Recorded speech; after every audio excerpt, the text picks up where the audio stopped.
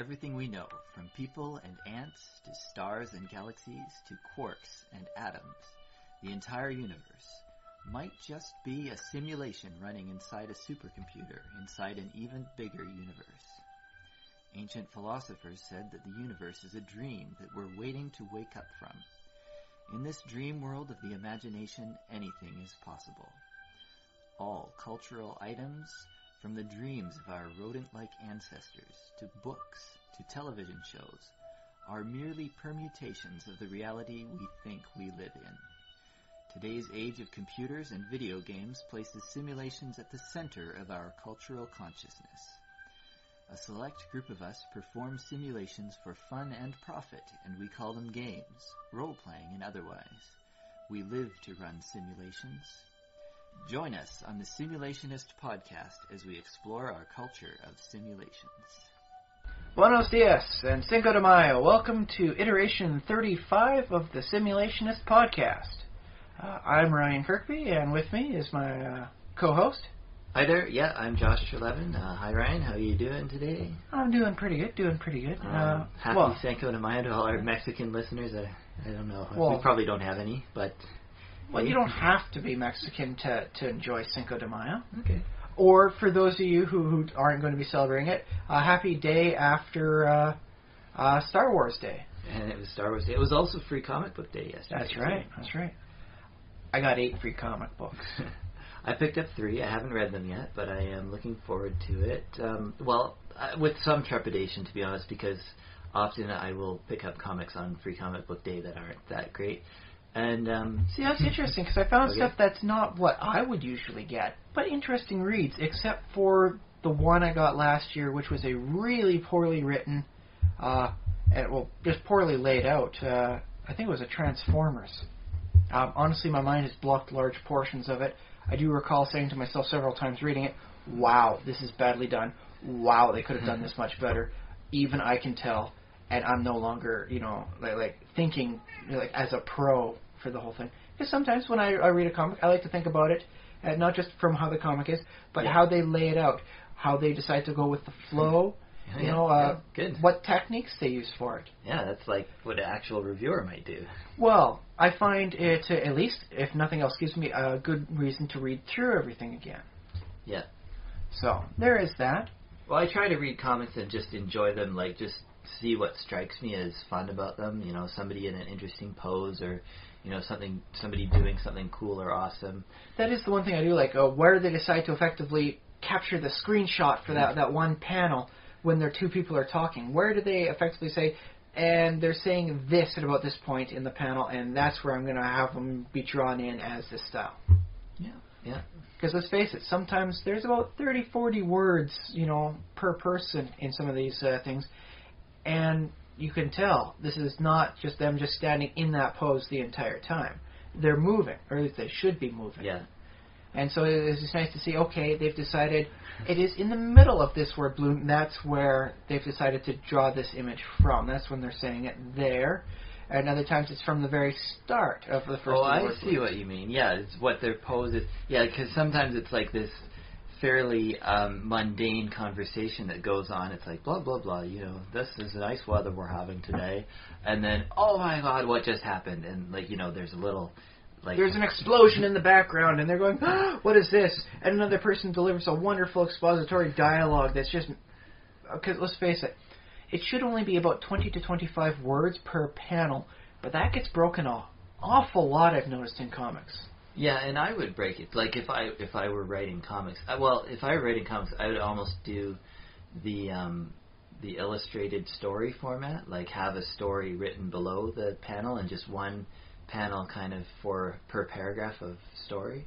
The old classic style. They aren't doing that as much anymore, but it used to be the sort of thing that, you'd start off a Superman comic, and you'd see scenes, and there wouldn't be any real people in it, not saying anything, but there would be that nice dialogue box up at the top explaining, this is the action, this is this, and this is setting up the thing, and now Superman comes in, and that's where you see the actual dialogue boxes. You might hear a couple of people going, ee, ah, oh no, run for your life, but by and large, it was not a lot of conversation that way. Yep. Yeah, and I think there are basically rules at the major comic book producers that there should be so more heavily enforced. I think. I don't know. I have seen some stuff where it's a very large, effectively monologuing context of a person. It just squeezes out the side of the panel. No, I think unless it's very well done, very, very well done, it can be better done by splitting it up in between panels. I'm not always big on expanding everything out, getting more pages, but I don't think 200 words per panel is the best way to do it. It's an interesting style. I have seen one or two web comics that utilize a highly verbose style, but they really make that work for them. It's not a traditional style for setup or anything with that for them. It's their own unique presentation. Yeah. Well, the thing about comics is you read them very quickly, or you can read them very quickly, and there's not a lot of reading involved.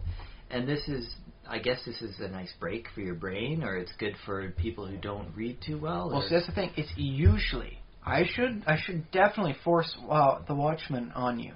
Okay. Because that is one, yes, you can read quickly, but if you read it slower, you look at the stuff going on in the background, you can solve the mysteries before they become even known to the heroes.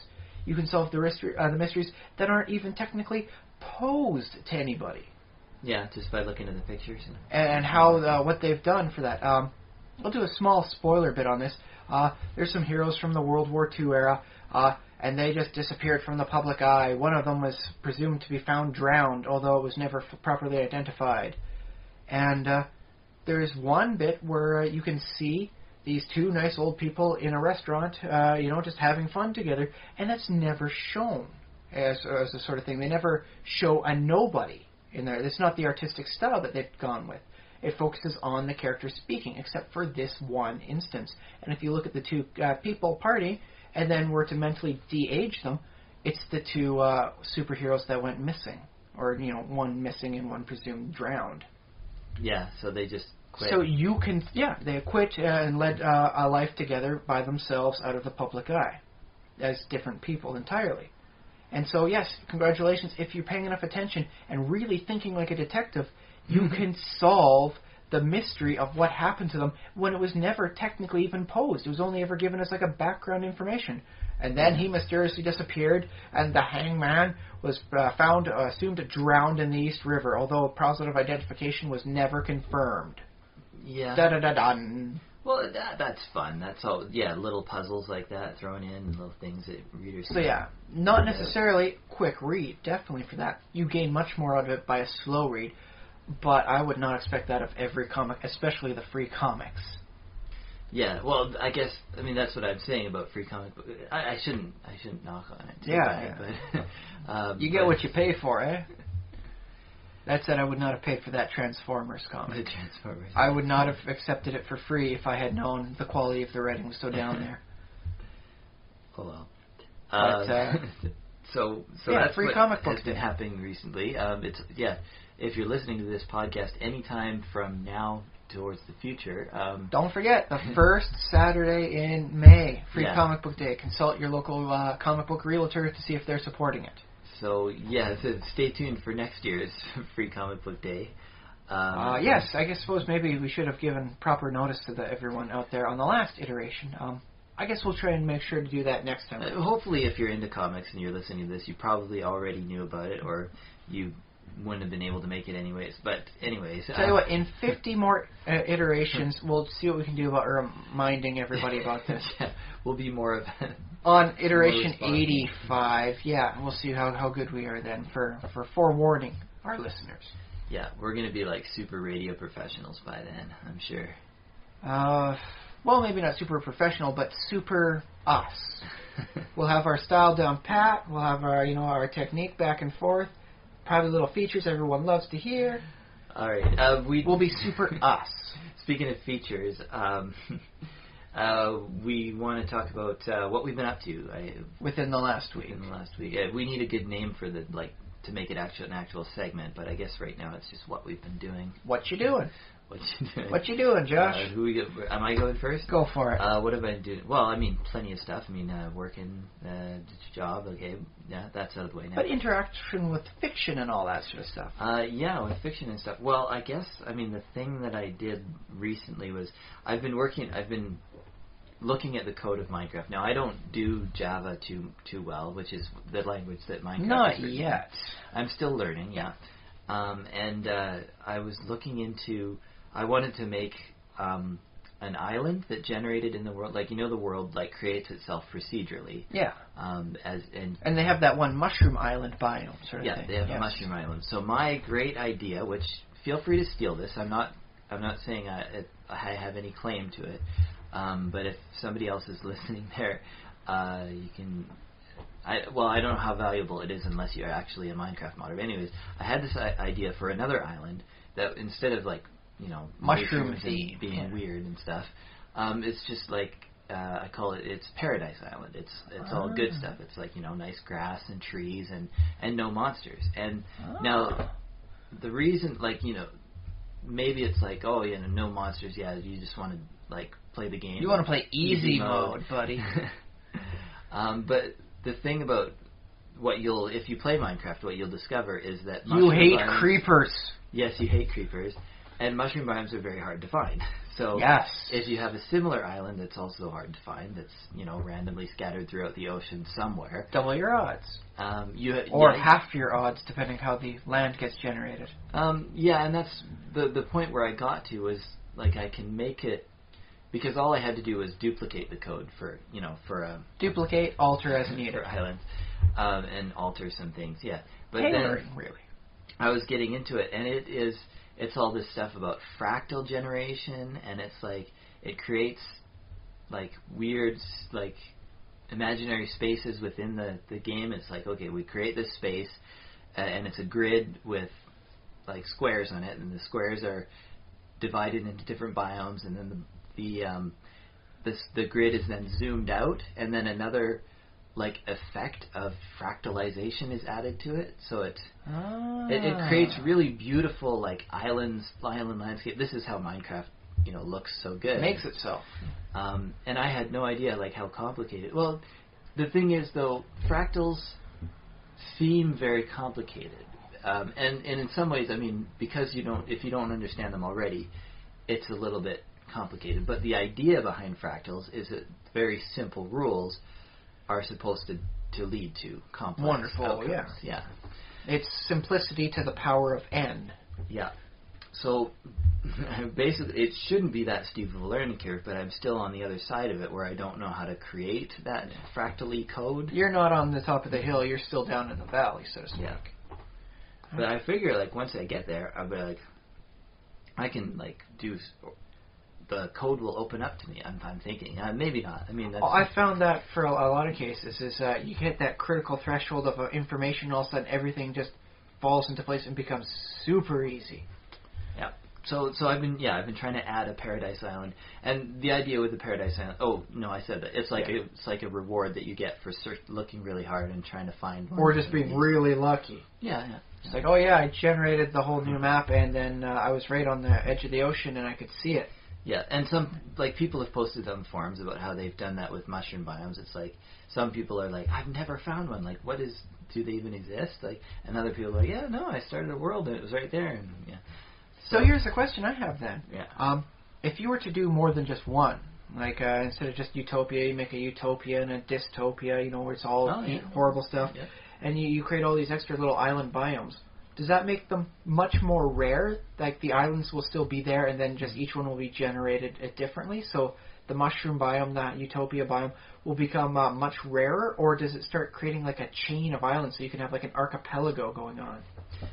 Well, you can do it either way. Like it just, and that's the thing that I'm learning about this fractal code is he's got it written so that yes, it first generates like one square of island, and then there's further steps that the game is like, okay, I have this map, like before it even makes it into like a Minecraft map, it's like I have this kind of very basic map, and it's like I'm adding these squares, and then it zooms out from there, and then it alters like the coastlines and stuff like that, and sometimes it'll make them bigger, it'll make the islands bigger, And then it throws in the other elements like rivers and ravines and other things on top of it, like whatever beaches I think get added at some point. So it's very interesting. Well, it is interesting because I've played through it. I prefer staying in one spot. Mm-hmm. And when I go exploring, it's it's like, okay, just keep walking in one direction for freaking ever. It's time for darkness, and then kind of semi-bury yourself, put some torches out so nobody comes at you, and then just wait for the next day to come around. Mm-hmm.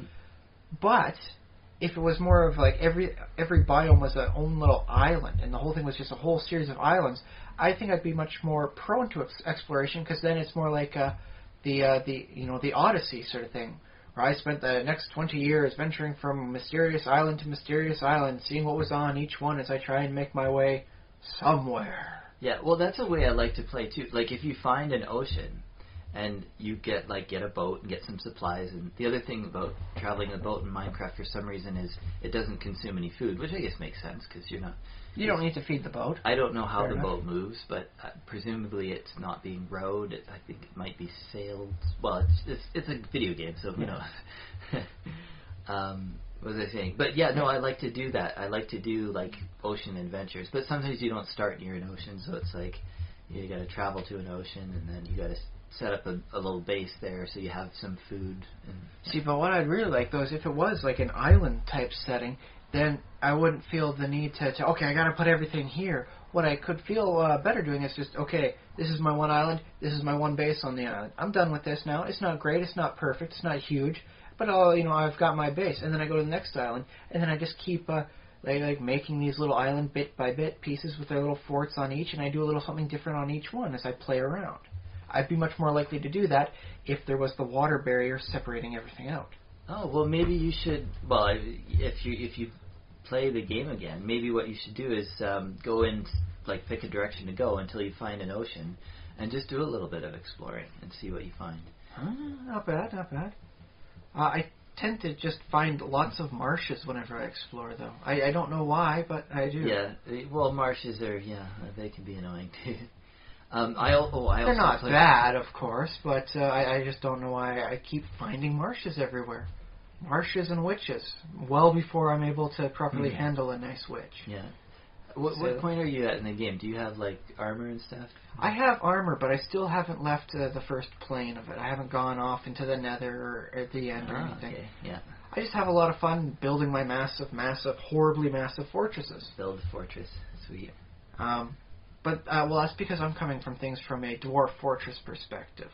Well, it's funny, too. Like, I watch some various people play Minecraft on YouTube, and a lot of what they do is very focused on one area and building up their one main base to be really nice, which to be fair, it takes a lot of work to make a really nice base, so that's probably why they do that. But then just recently a whole bunch of people have decided, I can go exploring, and they'd go explore their world, and it's like they've had this world for a couple of years and they've never gone more than 1,000 blocks from where they started. It's like, oh wow, this world is great, I had no idea. Yeah, okay, I mean, I did that myself. In the one place where I'm building a huge, massive citadel, I spent a lot of time just working on it, back and forth and working on it, and it wasn't until I decided I want more trees, I want more animals, that I actually went out looking for things. Mm-hmm. And yeah, without that, I just didn't do anything. So. Yeah, but everything, it's funny, like, it takes time, and it's all a game, so basically whatever time you're spending on Minecraft, hopefully you're having fun. That's the main... Ideally, yes. But yeah, like exploring takes a lot of time, or building takes a lot of time, so, it's very, like, labor intensive. And the way I do it, I don't like getting lost, so when I go exploring, I tend to make a road with me. Yeah. Which definitely slows me down, especially because it's like, now there's a hill. I guess I'm going to have to chop this hill in half to make more of the road, because I don't want to go upstairs all the time. You don't tunnel through the hills? I suppose I could have done that, but... I like making tunnels. Tunnels are fun. Like tunnel through a mountain. I like making giant pits. Pits all the way to the bottom. I don't know why, that's just what I do. Okay, so I think that's... I've been doing other things besides that, but that's one project. That's your focus this week, what you've been working with. Yeah. Well, what have you been up to this week? I've been working on code myself, actually. Okay. Well, I like Dwarf Fortress, and I like the modding aspect of it, because the programming language, it's not Java, it's very high-end, much more intuitive, except for the stuff I've never seen before. I've spent those last week studying interactions, basic ways that you can make an animal do something special. For instance, dragons can breathe fire. It's a material emission interaction, as it's called. And I just spent some time trying to understand what the heck is going on, because there will come a point in time when I want to create a creature that doesn't do something that's effectively just, a copy-paste from a creature that can do interactions. I want to learn for myself. Oh, yeah, sure. And so I've been having some fun looking at that and tweaking things around. I think I found a way to utilize cats as a source of cleanup to prevent dwarves from having blood and grime and vomit and ooze and ichor just coated layer after layer upon them. Right. And if I do it right, I should hopefully be able to get the cats to also clean the floors. Right now there's a problem with dwarves cleaning outside areas. Uh-huh. Even if you build stuff on top of that and turn it into an inside area, it still does not get cleaned.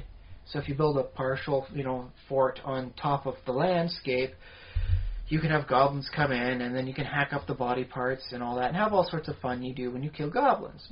But the blood stays there forever, and anybody stepping on it will get it on their stuff, and then, especially in previous versions, you would have just one tile of blood slowly coat your entire fortress in this damn blood.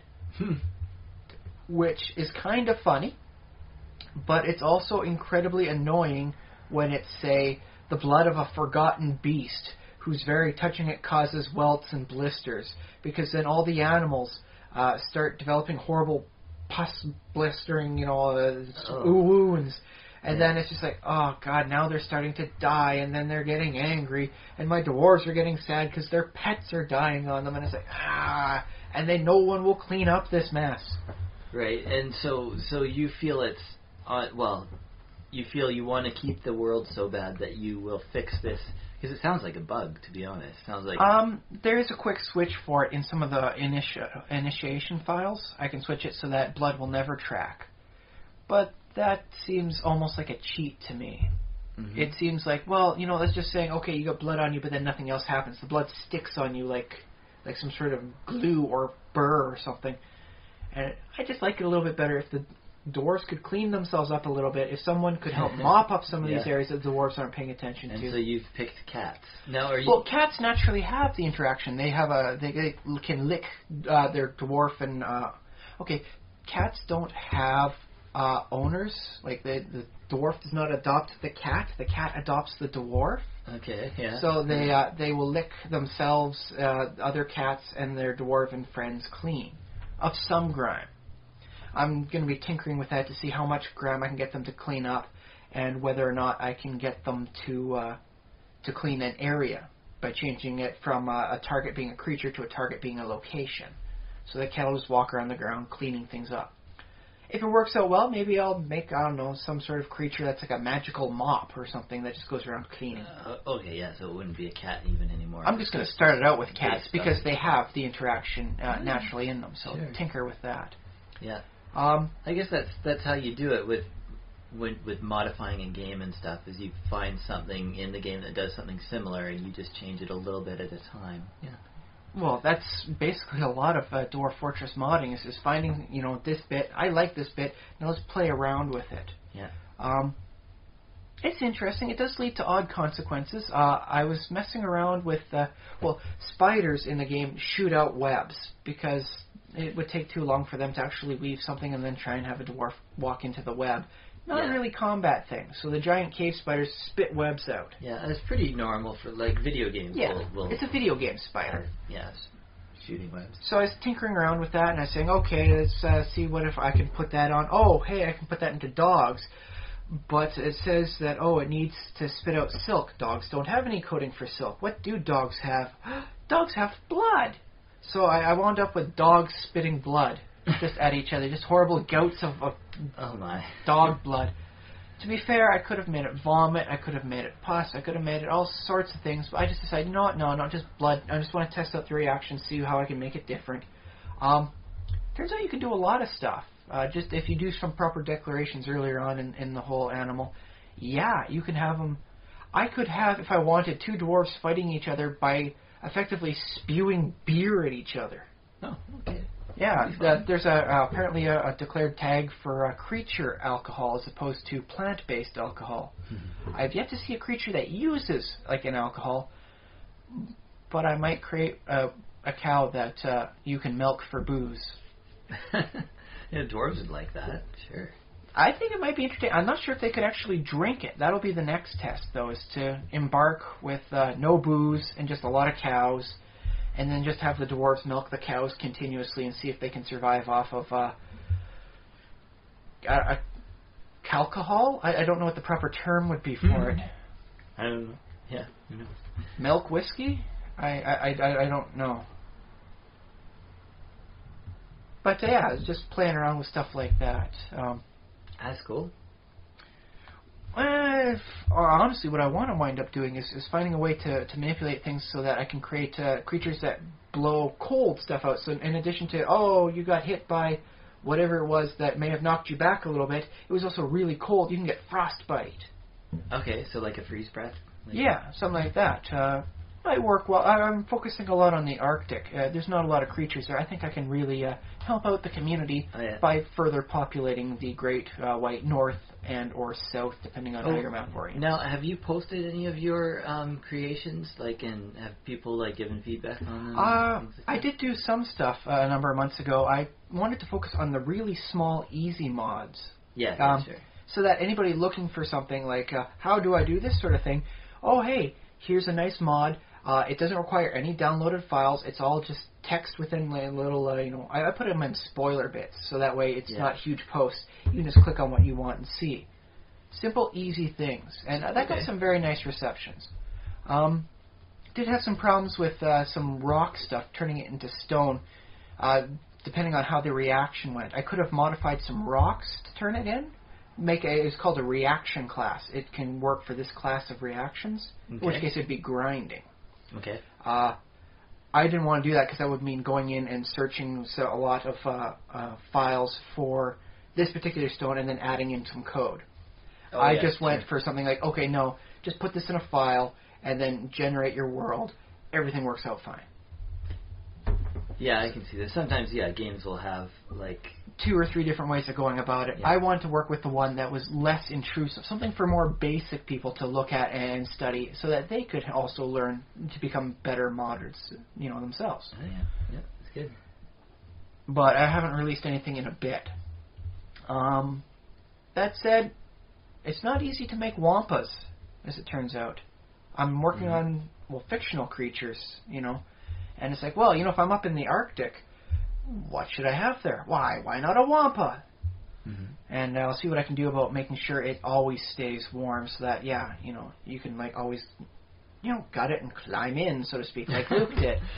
I don't think you can actually do that in the game. That was the tauntaun that he... Oh, that's the tauntaun. Sorry, the wampas are the horrible tusked yetis. Yeah. Oh, yeah, those ones actually are easy. Let's just copy the yeti, give it horns, make it more aggressive. Okay. But it's the tauntauns and all that. Yes, that's a lot easier. Once I figure out what it is, because things don't really work out the same way. They're a little more abstract. An ostrich in the game, if you look at it just from a coding perspective, does not look like an ostrich. It looks like an armless humanoid. Because when you're declaring what the body looks like, it's actually armless humanoid. Okay. Because the legs are about right and the neck's about right. And when you think about it, it's not that all far off.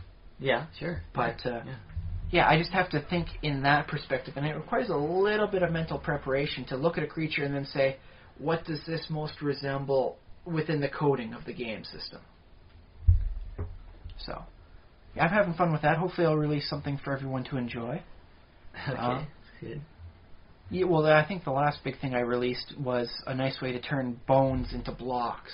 Apparently you were able to do that in one of the older versions of the games, but it got taken out. I found a way to put it back in. Put it back in. I'm not big on a lot of the other stuff you can do with bones, so using it as a building, material seems nice.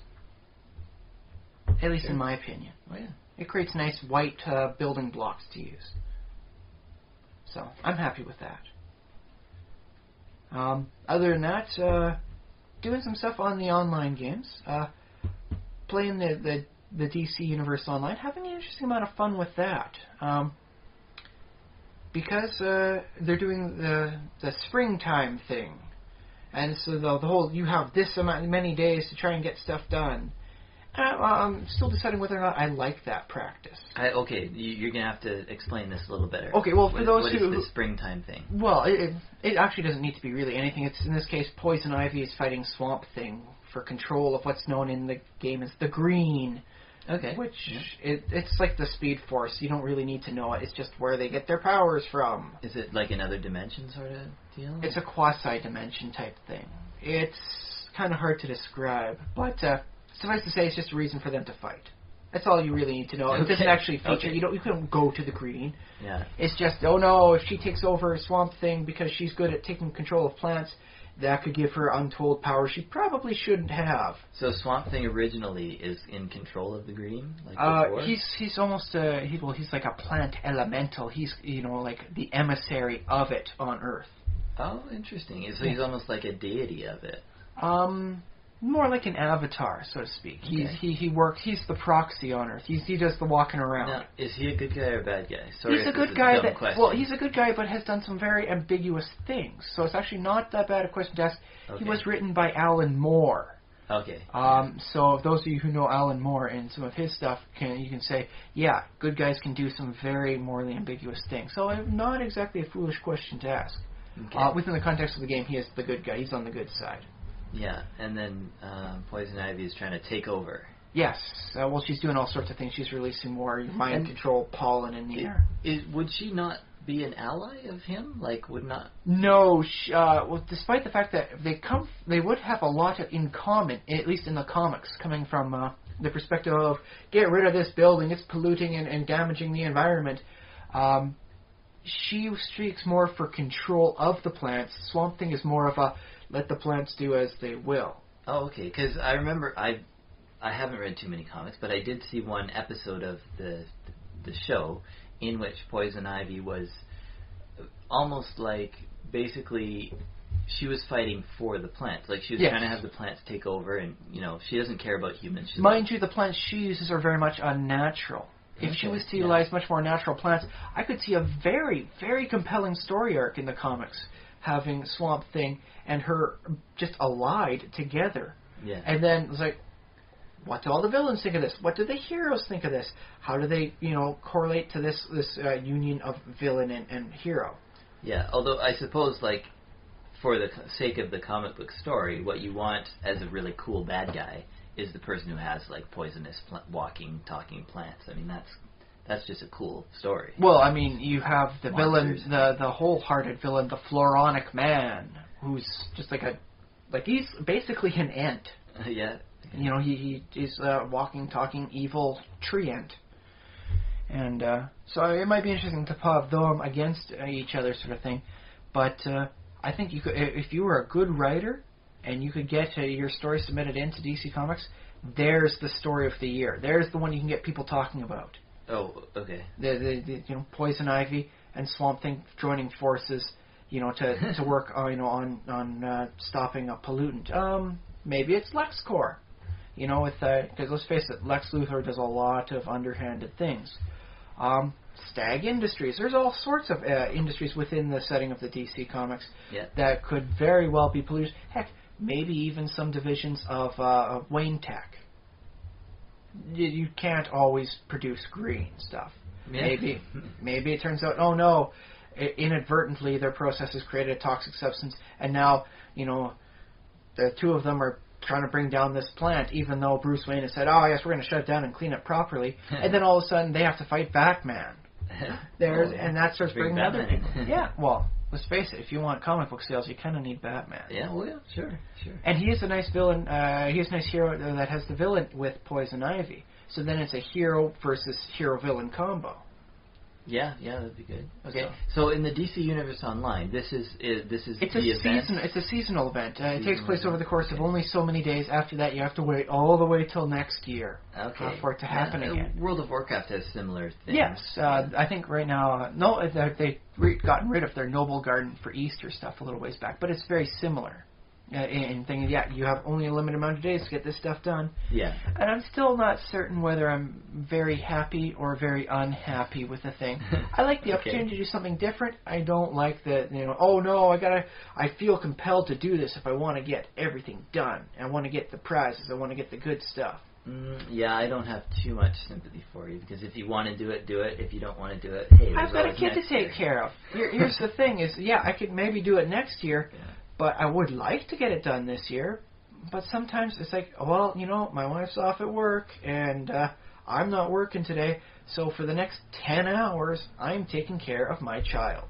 Yeah. And my child likes being with me, but not me doing anything else besides just having fun with her. She can't play Warcraft yet? Not yet. Sorry, not Warcraft. She can't play Online. any of them yet. She can't even do Farmville yet. So, it means I would like to do it, but 10 out of my 16 waking hours in the day are devoted solely to my kid. So it feels almost like I'm being somewhat punished for having a life. And that's what kind of gets me a little... Who are you? It's just something I get... I mean, I do like the chance to do something new and different. That is very nice. Yeah. I liked some of the stuff that they did over in the old City of Heroes, City of Villains, where it's like, okay, this month, aliens are attacking. Alien invasion going on. Mm-hmm. Or this evil villain's trying to do a coup. He's trying to take over the city. And so now every once in a while, these villains will pop up and you'll have to fight them. And if you fight enough of them, then you get to attack the big guy. Hurrah! So I kind of like that more because it doesn't seem seasonal. Like, I got to get this done. It's like, oh, something's happening. I'll be a hero and be part of it. Okay, yeah. So I think it's just a presentation, really. Sure. But I had an interesting time thinking to myself as I'm rocking my kid to sleep, am I really happy with this, like it's a limited time only? Because, I like it, I don't like it? Or what's my final verdict on it?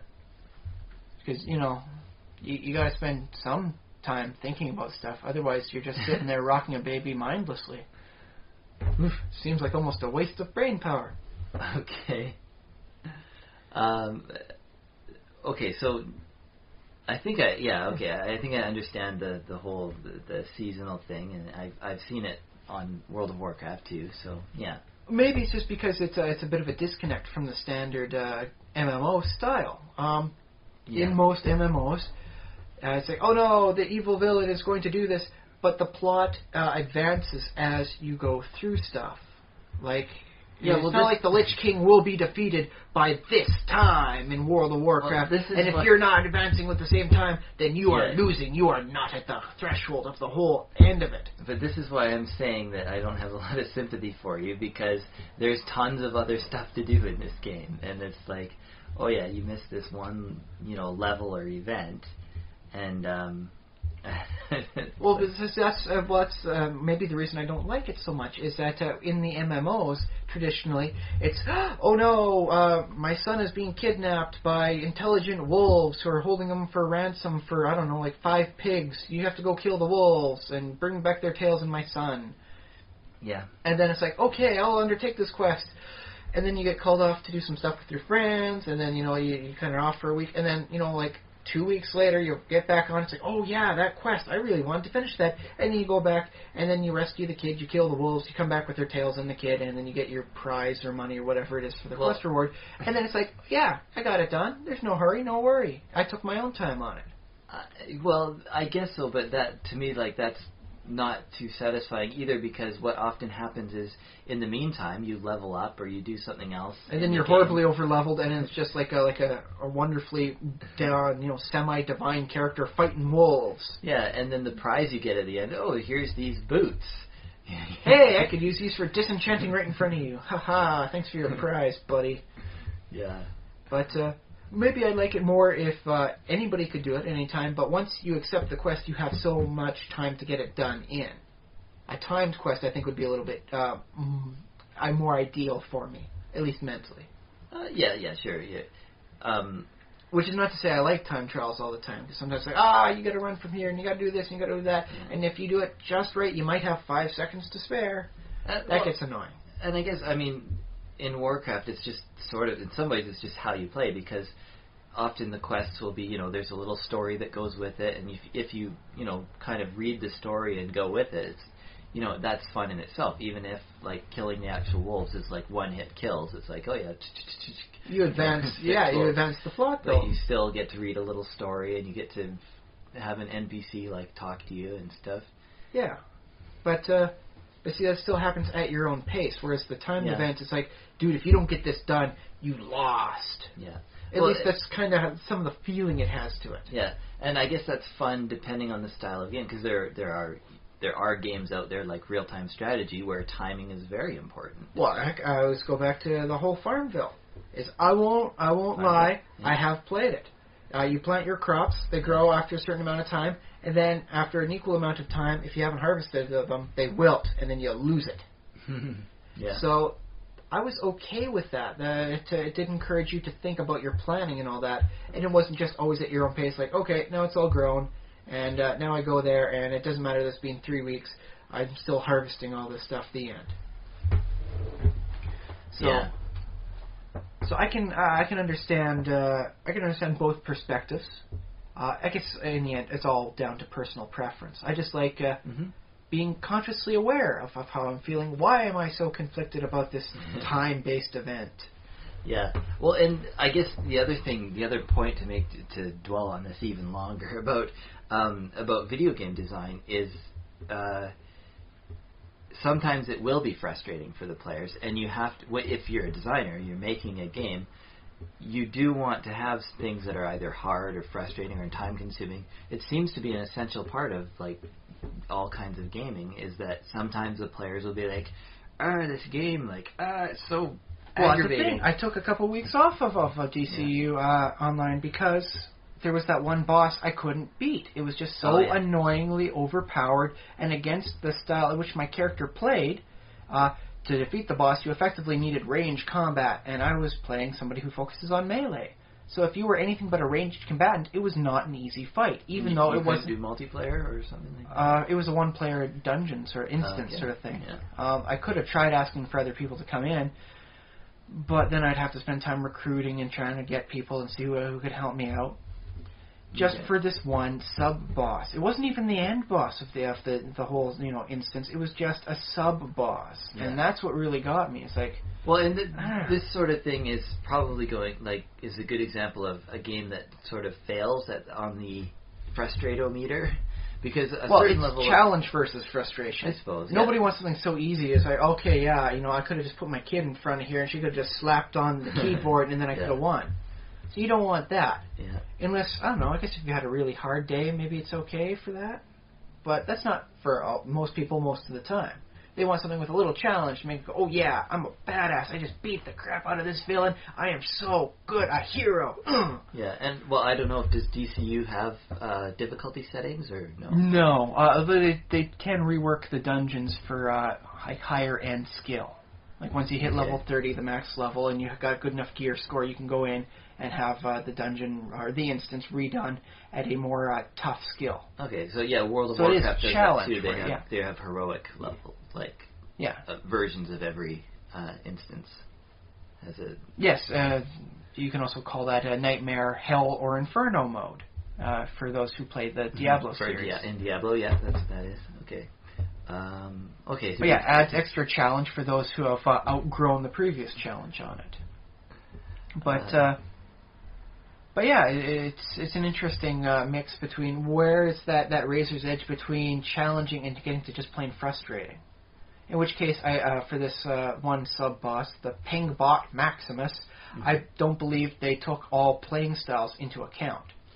Yeah, well, the other reason why they might do that too, though, is in some cases, as long as there's not you can't play anymore if you don't alter your playstyle, but there should be, I think video games should include something that encourages diversity in playstyle, encourages you to try out different styles. But here's the thing, they don't have what WoW has, where you can change your build. Just okay, push a button, I've changed my build, now I'm a tank, I'm so tough. Oh, well, do you have to spend gold for that, or... a gold to learn it initially, and then you can switch between your two builds. Yeah, you can have two primary, secondary, or whatever. Yeah. Switch your gear out and all that. They don't have that in the DC. So you'd have to start over again? Not start over. You'd have to go to Justice League headquarters or the Hall of Villains and get all your points reset, all your skill points reimbursed to you, and then you got to reallocate them again. They don't have the a separate same sort of stealth. You can switch between being a damaged person and whatever extra other role you have, but that doesn't change where you put your skill points into. Okay, yeah, that sounds a little frustrating then. Yeah, it is just a wee bit, and I would be much more inclined to try out a ranged combatant style and be the ranged, protege of Batman if I could just push a button and now instead of just being a controller, where I basically hit the enemy and cause detrimental status effects, now I can do it from a distance. I think that's something, they could work on. And that's why I like playing the games. I like seeing what they do right, what they do wrong. Yeah. Because everybody's got something they can learn from that, and I really think everybody who's designing a game, playing the thing, on the back end of it, they should definitely be studying this. Yeah, it's a live or die situation in this case. Yeah. You don't do good enough, people won't play your game, you're out of a job. So study it, study hard, know what you're doing. Yeah. And the more I see of it, the more I learn about all the types of gaming styles in general. I'm trying to figure out a way in D&D to come up with some sort of plausible explanation for respecking yourself. Because they don't even have that in D&D. You can't, once you spent your skill points, that's it. Once you spend your feats, that's it. Only in some select cases can you get yourself a new feat, change one feat out for the other, and that's usually when you drastically change who you are from a paladin to a blackguard.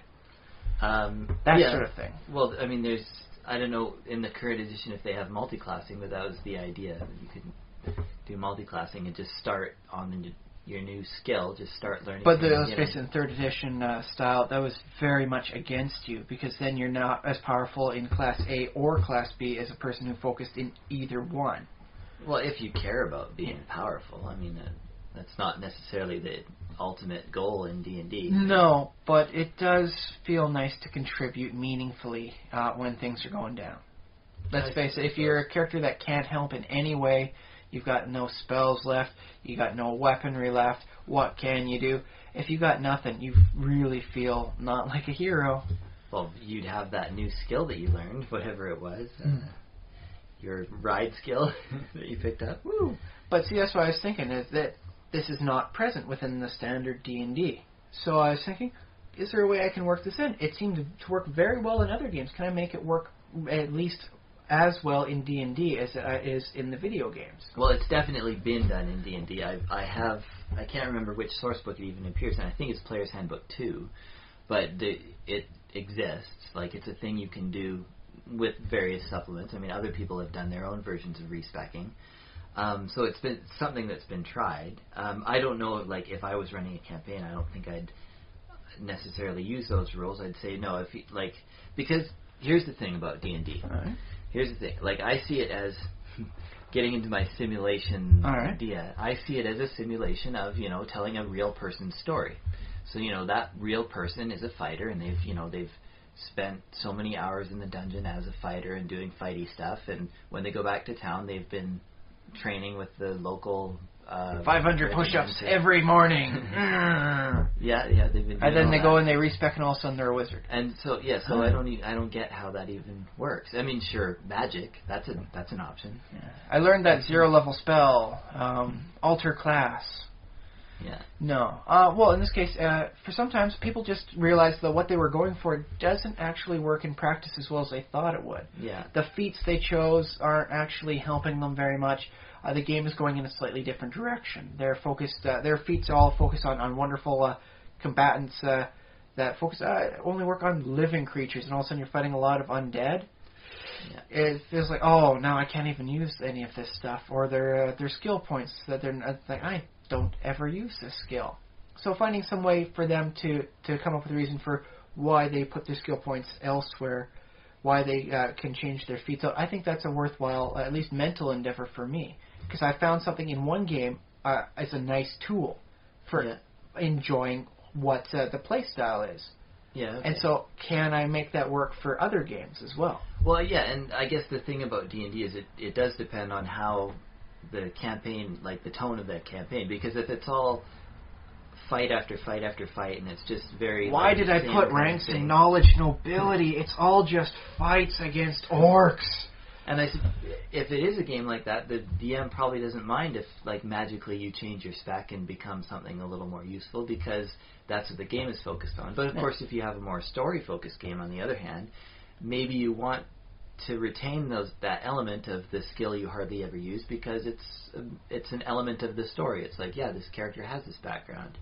And maybe it doesn't get used every session, but on the other hand, if it is story-focused, maybe it has a better chance of coming up, like knowledge nobility.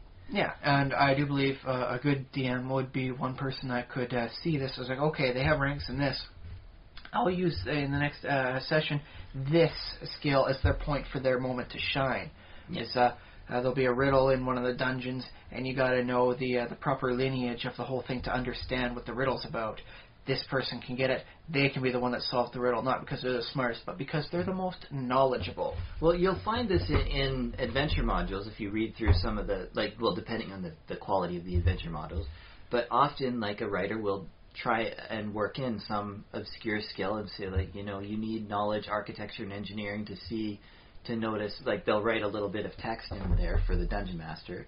You know, this is a DC 15 check, and, you know, if the character has the skill, then they will see that when they enter this room, the roof is unstable or something like that. Oh, it's actually surprisingly useful for people in dungeons. Yeah. Oh, yeah. So, is this stable? Can we do this? Can we knock out this area because we can't get through the door without bringing down the whole thing on our heads? And that's the same character who's been complaining for, 6 or 7 levels about how I took this skill and I never have once built anything architectural. Like, what's going on? Yeah, so, I think, yes, part of it can be solved by making sure that the DM pays attention to who they're playing with in the game and making sure everyone gets the time to use their skills and focus. Yeah. On the other hand, sometimes if the player's not satisfied, it's like, well, I really thought my character was going somewhere else, and they seem to be going this way, and it's like I got wasted points now over here. I've got build bloat, if you want to call it, under some sort of weird technical term. Yeah. And, well, in that case, yeah, it depends on the style of the DM, because maybe a storytelling DM, they want to retain that story that we've already, like, if that character's been in for a couple levels, they want to say, okay, this is a real person in the game world, and we don't want to just go messing around with their build, but maybe, like, I would say just switch characters, just make a new character. It can be the same class if you want to improve on the class, but just that character didn't feel like he was getting along with the group or something, he goes off and a new character, the player just takes on a new character and brings him into the group, someone who fits better. I mean, if you want to do it role-playing wise, you could have, like, the party, like... The one guy goes all prima donna, I'm out of here, I'm going solo! Yeah. And there goes the bard, and in comes a sorcerer. Yeah. That's how I would probably handle it. Yeah. Well, that's definitely one way, but I find... when I play these games, when I play the MMOs, when I play the board games, when I play the pen and paper stuff, I look for what works, what doesn't, and I see if there's ways to make it, enhance everything else. Sure. So that way, something good in one greatens everything. It's a rising tide making all boats float. If you have an element, I suppose it might come in handy sometimes, yeah. It's just something, I'm not ever, might never put any of this stuff in. I just find it's nice to think about it, study it. Why does this work? Under what conditions does it work? And would it fail if you switched out some of these underlying variables? Like, does it not work on a pen and paper game because of the different style of it, the more personal style of it? Yeah. Well, Yeah, and that's just things I think about when I'm playing, because I'm not just running around mindlessly fighting villains all the time. I'm seeing what I like in the game, what I don't like in the game, why I don't like this, why I do like it. So that's what I've been doing this week. Intense studying for my relaxation times. Yeah, and planning for podcasting. Well, of course, always. Let's face it, for the style of our podcast here, any and everything we do related to fiction, and sometimes even not fiction, is a wonderful source topic for the question and our point of discussion. Yeah. Oh, yeah. And life in general. So it's all good. The unexamined life maybe it is worth living, but it's certainly not as good as the examined life. I'll say that. But yes, that's what we've been doing. So we'll move on to the next segment of this podcast. We want to talk about a little bit about conspiracy theories. Yes. I did notice one thing in the news this week. The Great Lakes are at their lowest point in decades, and many people are worried about this and what it could mean for spawning and this and that. Decent news story, I suppose, just mentioning that the Great Lakes are at one of their lowest points in decades. What they didn't mention is that what happened to the ecology, because they're worried about, like, oh, will the fish be able to properly spawn when all the water levels are lower and this is, so much more shallow in these areas. It didn't mention what happened several decades ago to these fishery areas when it was that low last time. Oh, okay. So it says, people are panicking, they're worried it might hurt the fish. What happened 3 decades ago when it was that low last time? Huh? They didn't mention that. Yeah, so we're talking about, like, basically news articles, maybe, like... It was just a small news article. Yeah, the CBC website, just a small news snippet. Yeah. Nothing that you'd see them talking for half an hour on the CBCNN. Well, it's funny because, I consider CBC one of the better news outlets in Canada, and yet still they often put out stories that are very incomplete to me. And this is your point, I think, is that if you want to start conspiracies, is don't tell the whole story. Do those incomplete stories, and don't follow up with, like, okay, so what, the basic questions, like, what happens, if you want to know what happens when the Great Lakes get low, look at history. And here's the thing, is it's depending on the scale of time you want to look at it. If you effectively zoom out on your time scale, the reason why the Great Lakes have had so much water in them was because of the last ice age. And as the continental plates move and shift because there's no longer a kilometer-thick ice sheet on them, that they're moving about. And so that they're naturally not going to be having this much. And that's why there's so much problem going on in Florida, is that area is technically going slowly down into the ocean. I like that sort of as a metaphorical idea, that Canada is rising and the Florida is sinking. In 40,000 years, there will be no Florida to speak of. It will be all underwater. On the other hand, we won't really have much of a Hudson Bay either, because all that will drain out too. That'll drain out? As that comes up. Canada's going to be like an awesome country. In less than 40,000 years, you're probably going to see some very distinct changes in the Greenland area as all their ice sheets melt, because they still have the huge amount of ice on there. You'll see a much more rapid increase in the elevation as the weight gets off it. Probably a lot of earthquakes in there. Not that you and I will actually see it, because this is like still geological time scale. But it might be something your grandkids see when they're in their retirement homes.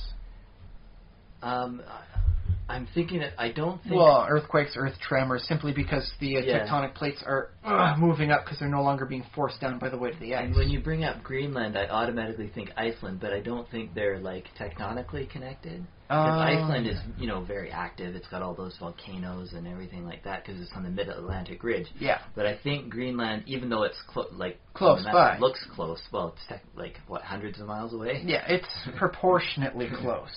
Yeah, it looks close. It's all on the scale you want to view it at. Yeah, so it's not tectonically connected. But although I guess everywhere. As the pressure of the ice gets off of Greenland, the area of Greenland will shift to help accommodate this whole change in weight, and you likely will see a lot more activity along the ridge because of the shaking and moving it'll be doing as it comes up. That's of course on a geological thing. That might mean instead of once every 10 years. A volcano explodes in Iceland and then nobody in Europe can fly for a week. It might be an annual occurrence. I wonder if they're working on caps or something, or if it's just basically an impossible thing to prevent a volcano from doing what it did. You can potentially delay it, but because of the pressures and the size and the scale it operates at, it's likely going to be at the very best cost prohibitive to do so. So you delay it by dumping concrete in there, basically? You actually, in this case, it'd be more of a delay it by forcing the ridge to move as often as possible, so nothing big happens, and it's all these little earthquake bits. Okay. So it's not the one big one. It's no big one like they're worried about over in California. Instead, you just have your annual little ones. but again, likely not cost effective. And who's going to pay for that anyways? It's probably better to just earthquake-proof your buildings and infrastructure. It's a lot better off, better industry for it, and better. It's easier to get up to code that way. Yeah. So, as much fun as it might be, don't expect that to happen anytime within our lifetimes or our future descendants' lifetimes. So how did we get to this? Oh, the conspiracy theory behind the Great Lakes draining. Yeah, so if you look at it from zoom out, on a time-wise thing, it might not be that they're at their lowest point in decades. This is something to be concerned about. That might just be nature changing because nature changes. The continents are coming up and things are moving around. Yeah, I mean, but the thing is, like, if you don't definitely know, the thing to do is just to study it and to find out, But that study is the bane, though. That study is the absolute bane of a conspiracy theory, because then you get the real, true, educated answer. And so this whole thing is like, oh no, they're at the lowest level in decades. That's wonderful for helping instill the idea of fear that the global change of the warming is causing it, the cooling is causing it, the extremism is causing it. Okay. Don't tell the whole story. There's your key bit for the conspiracy this time. Although, I should point out global warming. That's a boring explanation. Like, there are conspiracies around global warming, but I don't like that. I think it's overdone. It's like kind of meh. But like, if especially for a conspiracy theory thing, it's kind of boring. It's not dynamic. Like, what if there was a lost continent raising in the Atlantic Ocean, and Canada had no way. No, okay. Here's one for you. Okay. Underneath the land, it's not really a hollow Earth, but semi-hollow Earth. Oh yeah. But there's a civilization of we'll call them mole people. Yeah, we got mole people down there under the Great Lakes. Nearby under the Great Lakes, or somewhere under the Canadian Shield area. Oh. But the Great Lakes are slowly draining in there, and their home area is getting flooded. So it's bad for us because we've got low water levels on the Great Lakes. It's bad for them because they're getting flooded, and now they rise up to attack the surface because they need some new land. Because, they have no more land of their own. It's all flooded. Man, I so want... Because, like, Canada is... Well, I guess it's not really boring, but it has this image around the world of being the most boring country ever. But can you imagine... We do have Manitoba, which is not known as the exciting most place on Earth. Yeah. And I do believe Winnipeg is used as a nice joke for boring locations. You're going away on a conference? All right, where are you going? Los Angeles? You going to Vegas? No, I'm going to Winnipeg. It's like, oh, you poor SOB.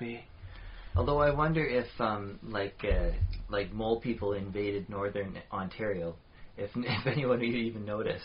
But there's a decent amount of hunters, decent amount of First Nations people. Yeah. The people that are from Shania Twain's hometown, Timmins, Ontario, they'll be the first to decry that. Yeah. There's the small town thing. Would make for an interesting setting, because let's face it, the zombie apocalypse happens in the big city setting. These mole people attacking from under the earth happens best in the small secluded town. All of a sudden, you can't get out. It was already fairly isolated, but now that they've knocked down the power lines, and you know what, the only way out was really an ice road in the winter, and congratulations, they're attacking in the summer, you got nowhere you can go. You can fly a Twin Otter out of there, but... Well, no, they've already trashed your planes, man. Took out the planes. The planes are a heresy against the mole people religion. They fly. That's unnatural. Yeah. Do you think the mole people have, like, drilling vehicles that they can drive around? Depends on how campy you want it to be. They could have those giant mole digging things, or it could just be them working, on their own, and then, they enslave you, and they try and get you to do the same thing, and then they get really angry because you're not as good at digging through the earth as the mole people, so they whip you harder. Or what if they're like drilling for oil in northern Saskatchewan? No, I guess they don't drill for oil. They kind of strip mine right now. They strip mine for resources, and it's tar sand style, where they just pump a whole lot of water in and force the oil out. Is that tar sands? Tar sand style. It's also called fracking when you do it with natural gas. No, I thought the tar sands is basically strip mining. But there's several different processes for it.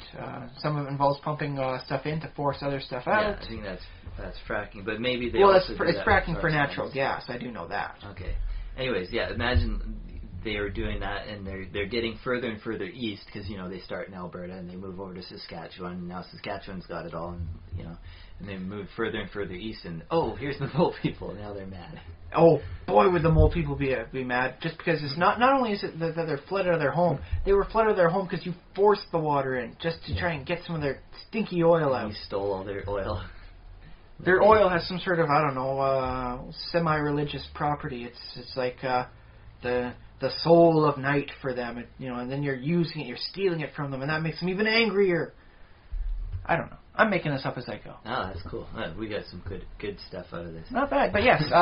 Long story short, if you're thinking of the conspiracy thing, you're going to have to put aside the rational concept or mindset of getting all the information and having a full, completed picture of what's going on.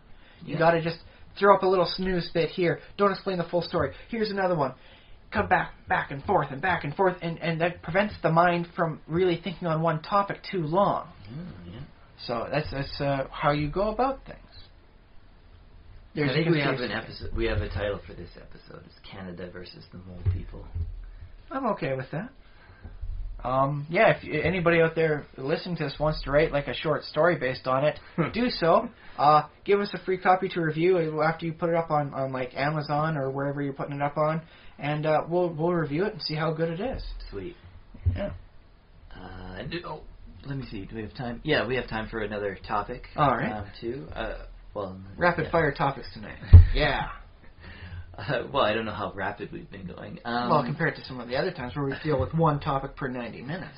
Yeah. I wanted to talk about, I guess it's quite a departure, in a way. So, symbols, signs, and also, essential elements in stories, I guess. I wanted, because a lot of settings and stuff will have, one essential thing. It's not Star Wars if it doesn't have lightsabers kind of deal. But I guess Star Wars has a lot of iconic stuff because I think they were going for that. Funny names, 70s hairdos. Yeah. Spaceships that don't automatically go to light speed or plus light speed. You got to work in calculations on that. Yeah, well, and some of these are kind of thematic elements, and those are important too, but I'm kind of thinking of specific things like the ship itself, like the Millennium Falcon and its shape. Although I guess the Millennium Falcon doesn't appear in every Star Trek. It better not appear in every Star Trek. Although if it did, that'd be kind of wicked awesome. I won't lie. That'd be cool. Yeah. It doesn't appear in every movie. I don't think. It appears in the 3 original movies. Yeah. I think that some non-modified versions of the type are shown in the backgrounds of the second trilogy. And do they? But it's not actually the Millennium Falcon. It's just the same class of ship. But the Millennium Falcon is being very heavily modified from its base standard. Yeah. So. Yeah. Well, I guess, and that's another thematic element to Star Wars is they have very kind of beat up ships. Yes, as opposed to Star Trek where things are much cleaner for them. Yeah. It seems like they do a lot of spit and polish on their ships, and they make sure everything gets buffed out between things. Yeah. And now, here's a question I want to pose to you and see if you have an answer for this.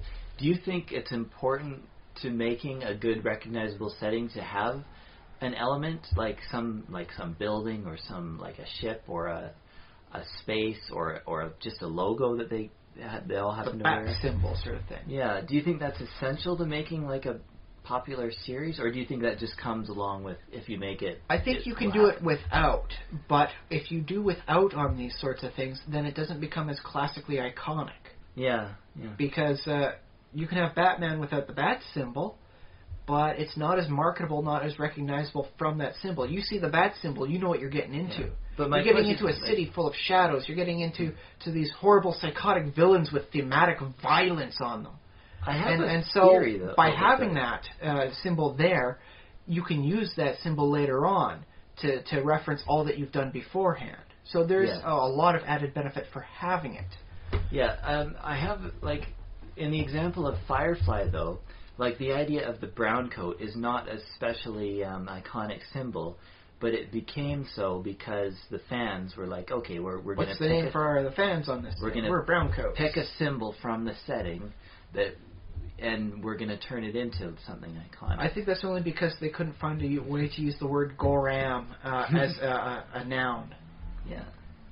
They could be the Goram browncoats, but they're not the Gorams, because then that's just not right within the usage of the word. Yeah, that's true. They could have been Reavers, but... well, Reavers are the bad guys. Yeah, well, they're pretty messed up, I'll say that. Although, it seems like one of the biggest fan communities of Star Wars is the 501st, which are based on the regalia of the Empire, like stormtroopers and stuff.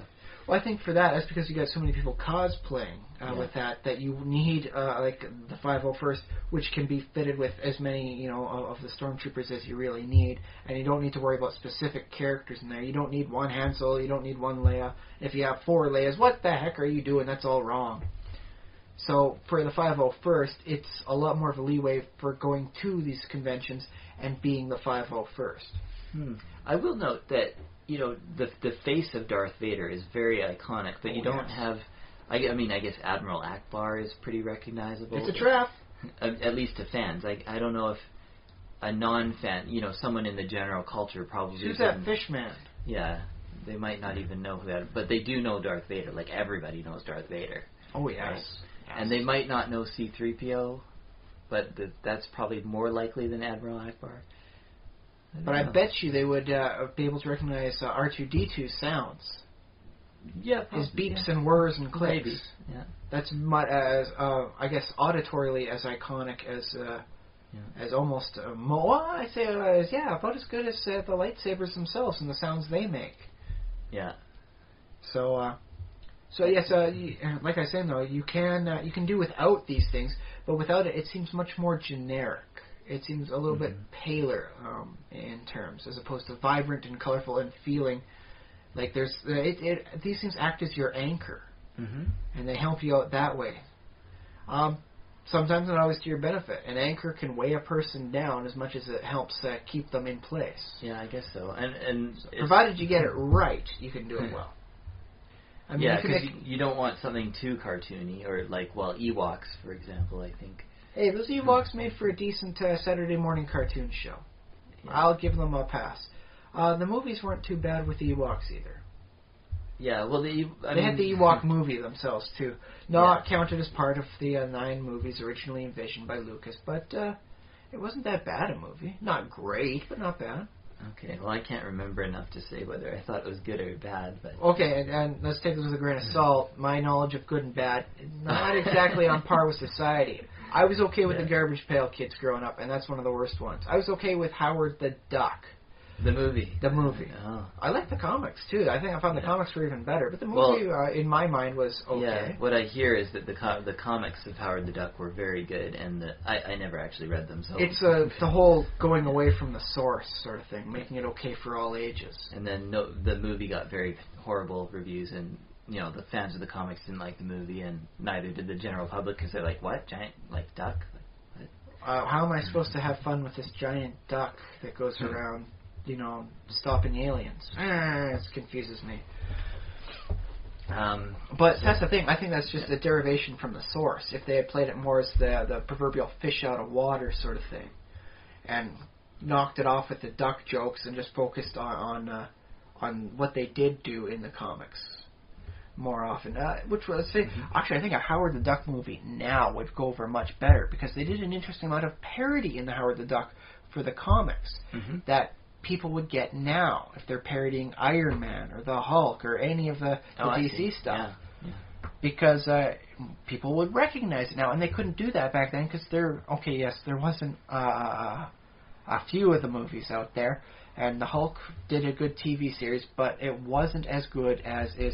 A lot of the people are still kind of angry about the Captain America with the chainmail shirt that rides around on a motorcycle.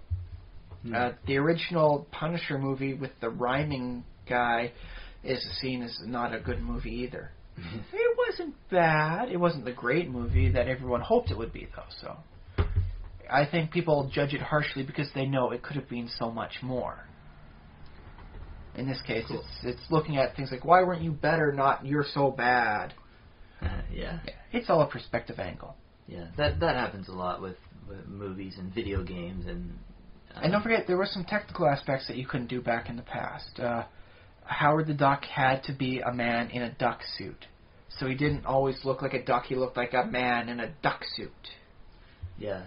Well, this is a thing that, well, it could be its own topic, but, like, special effects and stuff, almost like, if you don't get it right, in some ways you might as well just have actors, like, because people forgive things that don't look great. Like, if you have, like, a live stage play or something like that, yeah, you know, this is, well, it goes back to Shakespeare, I guess, because, you know, this is supposed to be a wonderful castle sort of thing here, and all you really see is the one tower, and that's about it. A castle, or here, this person is supposed to represent a fairy, and they're just, you know, they have some makeup or some dude prancing around in tights and with wings, or whatever. So, it basically, like, if you admit to the audience, you know, look, we're not trying to make this look realistic. We just want to say, you know, we're giving this character this one iconic piece of costume to say, okay, treat this person as a fairy or as like some sort of talking animal, and you know.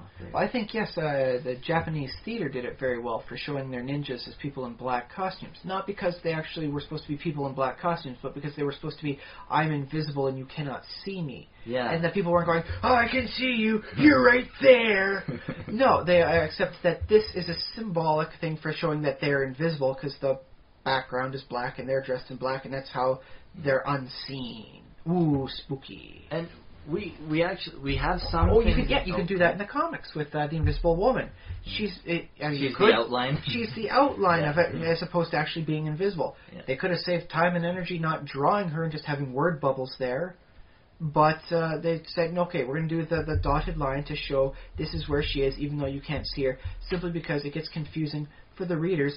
For saying, well, who's speaking from this one? Is that Ben talking? Like, did Ben Grimm and Mr. Fantastic get married? What's going on here? Yeah, whose great idea was it? I have a great idea. Dotted line. An invisible visual character. Yeah. For a visual medium. Yeah, it's and I think it was a wonderful way for how they did the Invisible Woman that way. Yeah. It was so much better off. Nowadays, you can do some interesting things for effectively just transposing her like at a half. 50% resolution sort of thing over top of the background so that she appears to be invisible. Do it with, like Photoshop. Yeah. And that works nice now if you want to do it that way. Although you do lose some of the iconic nature of the Invisible Woman being invisible as a dotted line. True. It depends, if you want to... Like, a lot of comic book creators will say that no, we don't care, but... Like, we don't care. They will never just say we don't care. That's a nice way to anger fans. About the older audience, like we don't necessarily feel the need to replicate what's been done before because the audience that we want to capture now is the kids, you know. Yeah. Well, the future. They focus it more like, with advances in technology, we're able to do things that was undreamt of in Stan Lee's time. And so we're updating the style of how the Invisible Woman is invisible so that you can better get a glimpse as to more of what you're seeing. Yeah. So that way when she goes like invisible, they show her on the panels half invisible and half just kind of, opaque. Yeah, and this is cool. This is what I was saying about the special effects is that on one hand, it's really cool that you can do the new technology, but on the other hand, did you ever really need technology to tell good stories? Like, I don't think you really do in reality. I believe there are several classics out there that never managed to make it out onto the more modern formats of television or anything like that. They just work great as a book as they are. Yeah, I think so. And that's just how things go. But I guess people expect a certain level of, like, they won't go to a movie that's in black and white, for example, or something like that. Partially true, partially untrue. I recall Sky Captain and the World of Tomorrow, which is a very wonderful movie. If you haven't seen it, I do recommend it.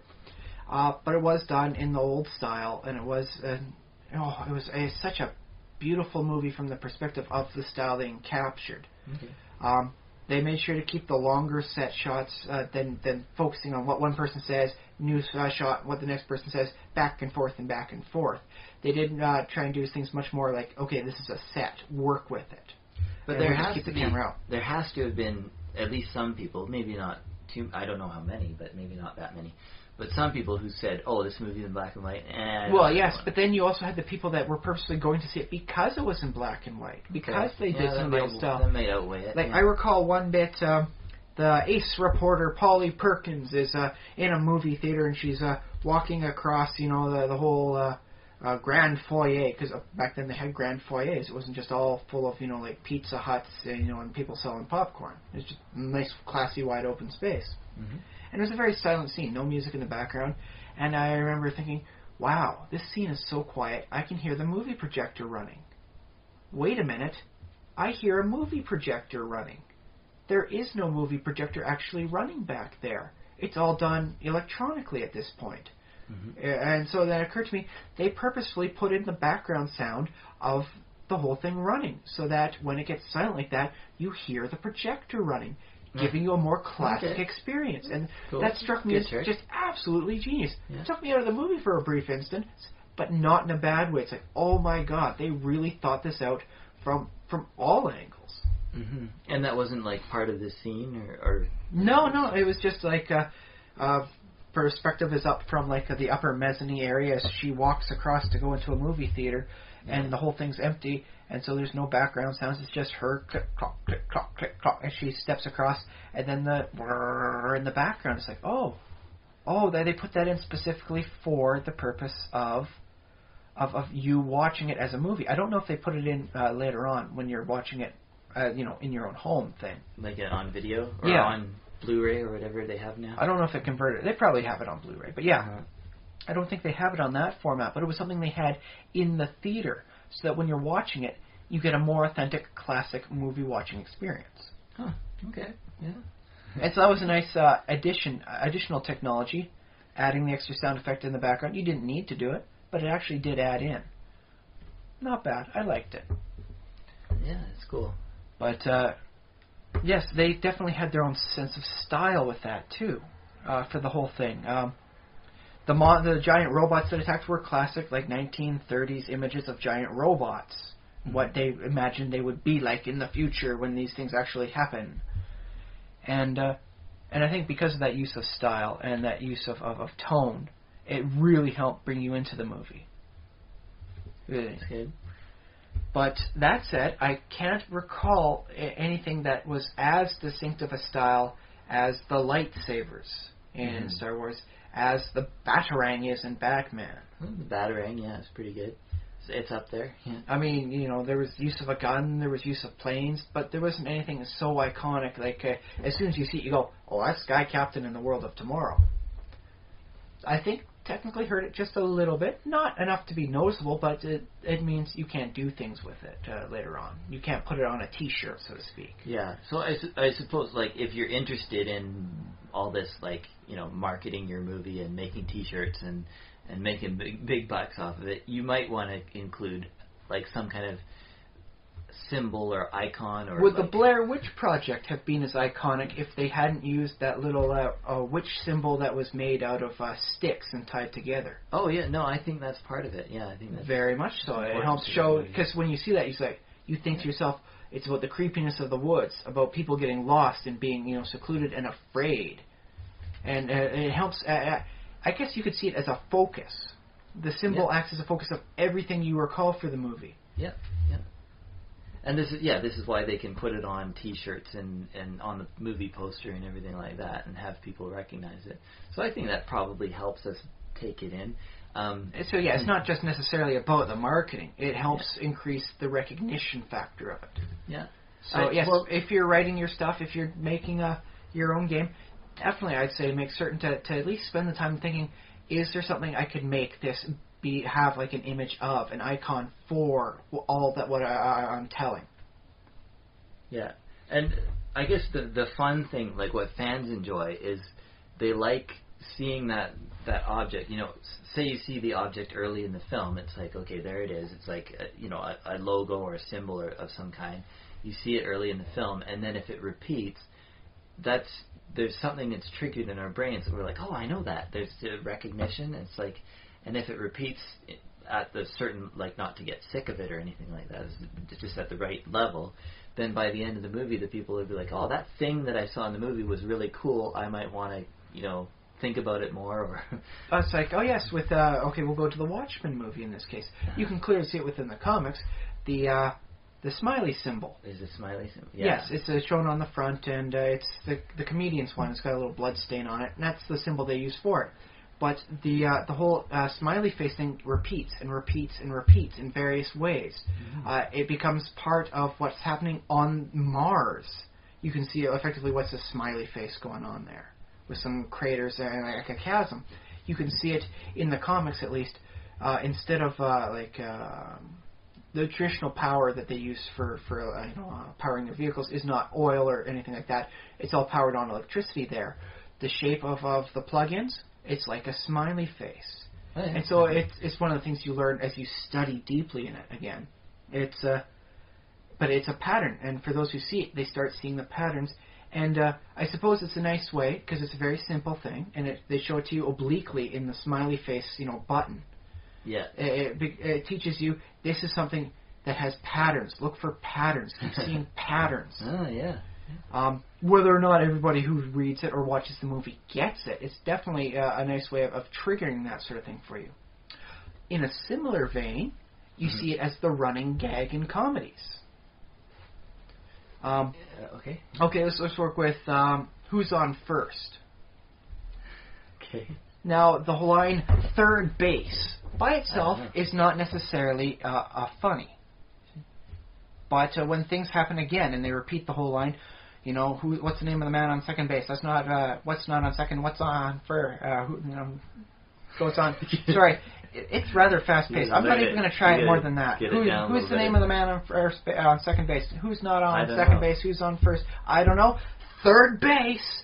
And the one guy who's trying to get the information and isn't understanding the nicknames of the various baseball players, whenever things keep on going in a certain direction, he just winds up yelling out, third base! And so it becomes a wonderful joke in and of its own self, because it runs on there, third base!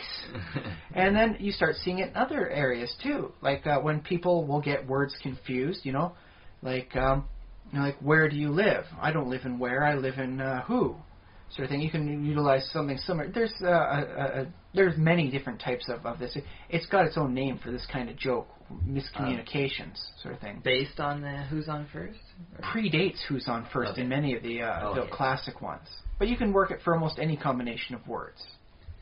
But a nice way of referencing that is even though the word's not there, you can just, when the line keeps going, the snappy patter gets going back and forth, you just end it with third base. And then everyone gets, oh yes, it's the same sort of thing there. Even though it doesn't technically apply anymore, it becomes a symbol thereof. Yeah, that's true. It hits your brain in like weird ways that you don't intend. Well, it was one of the things like, why was The Simpsons so popular earlier on in from like '89 to about 2004? Oh, because it used to be funny. Well, why did it used to be funny?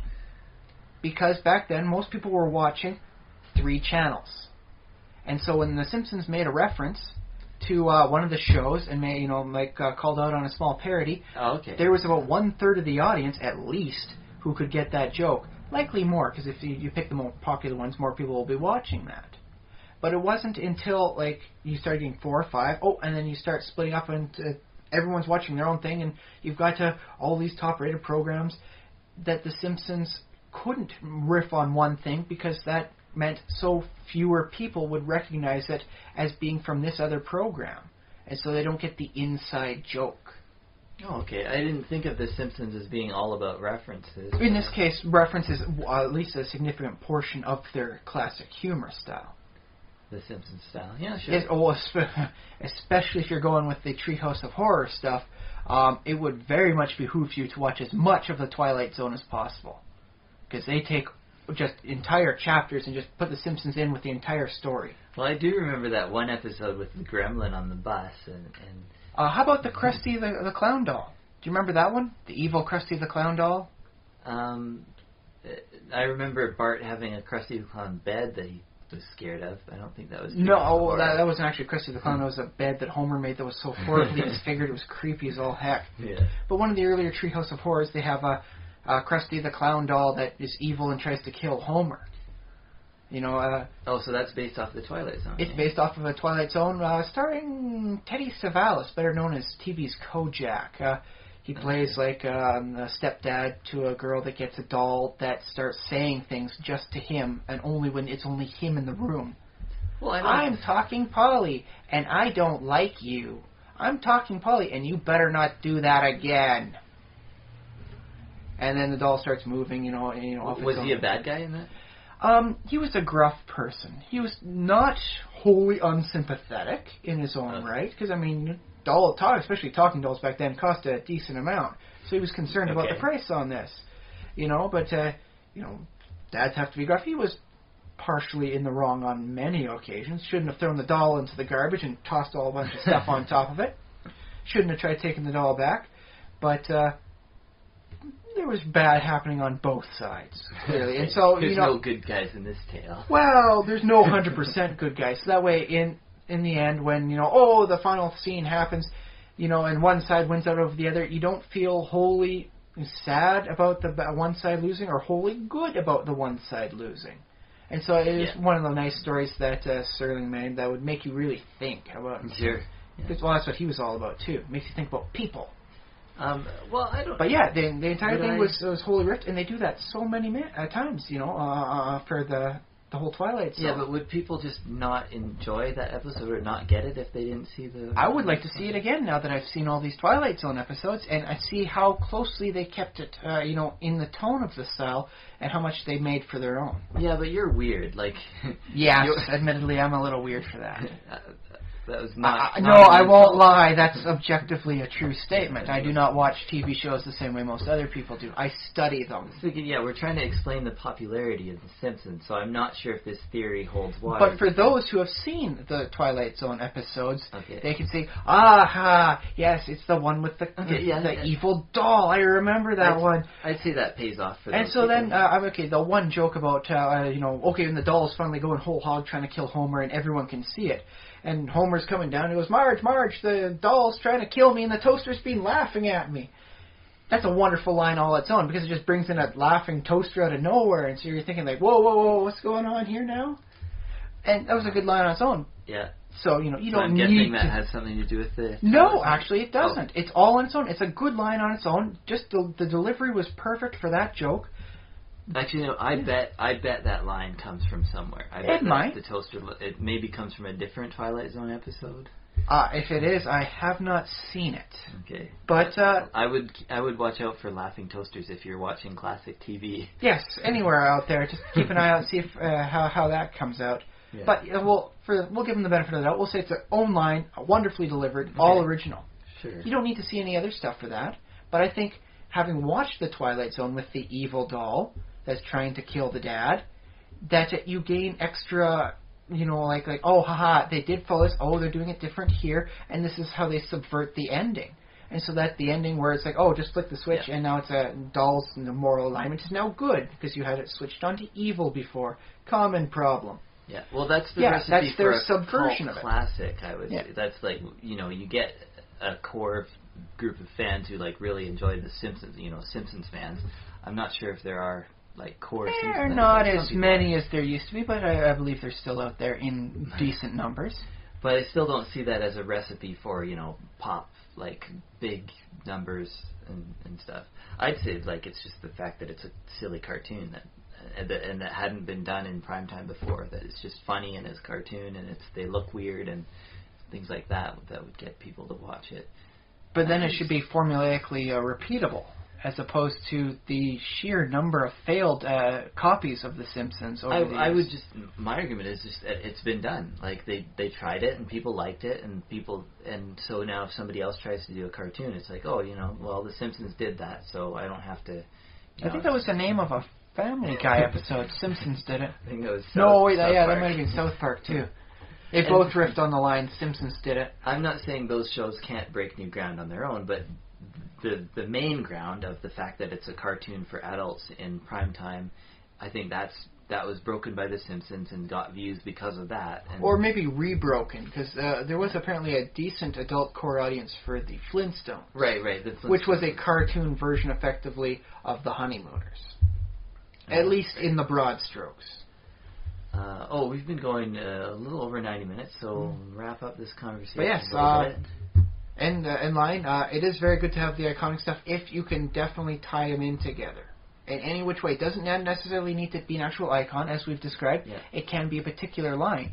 Ayn Rand, for instance, had, who is John Gall? Oh, I remember that, yeah. Yes, in which case, just saying that line just brings in a whole bunch of stuff. So if you can find that one thing that will act as a perfect focus for all that you've done, yes. Yeah, it is a tool for tying different parts of your story together, is using... Or allowing other people to reference it concisely. Yeah, or selling your T-shirts. Yes, or selling your T-shirts, if you so are inclined for that. Yeah, okay, cool. So, can we take a lesson from this? We have to find a nice way to start, or end our iterations from now on to make sure we can become more iconic? Well, I've been saying send us money, but that's just a standard. Well, that's something for the back of the T-shirt. What would we have for the front of the T-shirt? Hello and welcome to iteration blank, and then on the back, please send us money. So maybe we can clearly say that we need some refinement to this process. We can take a lesson that we have taught everyone else and apply it to ourselves sometime. Oh, wow. Okay. Yeah, that's deep. Well, I don't know about deep. Something to think about. You never know. I just want to remind the listeners that we have an email address, thesimulationist@gmail.com. Yeah, so if you guys know that we actually have a line we're using that acts as our focus and we don't even know it, please tell us. Save us a lot of hassle. Thank you. Yeah, and I've noticed we repeat some things occasionally from time to time. That may just be speech patterns, really. And we change it from episode or iteration to iteration, just depending on, I guess, what... Just to make sure you guys don't get sick of us, really. I think it's just their natural way of thinking and talking and just having different words be at the top of our head on that day. I was reading this part of the dictionary. Today I'm going to be speaking a lot with the letter B. No, I haven't done that in a very long time. It is kind of fun, though, if you're into that sort of thing.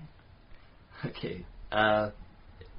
Let's see. What else? Oh, Facebook page. Oh, by the way, thank you everyone out there who has liked us within the last couple weeks. Not to say we're not going to thank the people from before, but it's always nice to see that there are new people coming in. We very much welcome you to come on and post what you think about us on the Facebook page. Yeah, but it should be, everything should be ready to, if you want to post a message or something like that. But no hate mail. Criticism's okay. No hate postings up on there, eh? Well, I mean, within reason. I mean, I don't mind a little bit of... Well, if you say you hated this particular iteration podcast, I'm okay with that, but don't just post you suck. Okay, yeah, because Brian has very sensitive feelings, so we don't want to hurt him. I just think, it's not constructive to a proper dialogue. Fair enough. Okay. That's where I'm coming from. So look for us on Facebook, look for us on iTunes. You probably already found us on iTunes. Write us reviews on iTunes. We don't care how many stars you give us, so more the better, of course. Don't give us negative stars. we can't afford to have a negative 3-star review. That would be bad. Fortunately, I don't think that's possible on iTunes, but maybe on some Don't challenge the listeners. Don't make it a challenge for them. Another spot, rpgpodcast.com, and there are other cool podcasts to listen to there, including our own, but obviously, we're there, so check us out there. Where else? Yeah, anywhere on the internet. We're basically in every corner of the internet somewhere. You just got to root around a little bit. You'll find us. We are on Google+, but I haven't really done too much with that yet. So Google+ scares me in some ways. I'm not fully certain of. I may have to study it to find out why. I've uploaded all of these to YouTube also, so you can get them on YouTube if for some reason you can't access other areas. Sometimes you just want to put something on the background on YouTube. You don't want to do the downloading. You don't want to deal with iTunes. Maybe iTunes is being, acting odd for you. Maybe you have issues against iTunes. We've made sure to circumvent this for you. You don't need to worry. We got you covered. Okay, so yeah, we got Well, anything else not covered, we'll get to another time, I think. Write us an email. Tell us what part we haven't covered. Yes. Thank you so much for listening. I've been Josh Trelevin. I've been Ryan Kirkby. And send us money.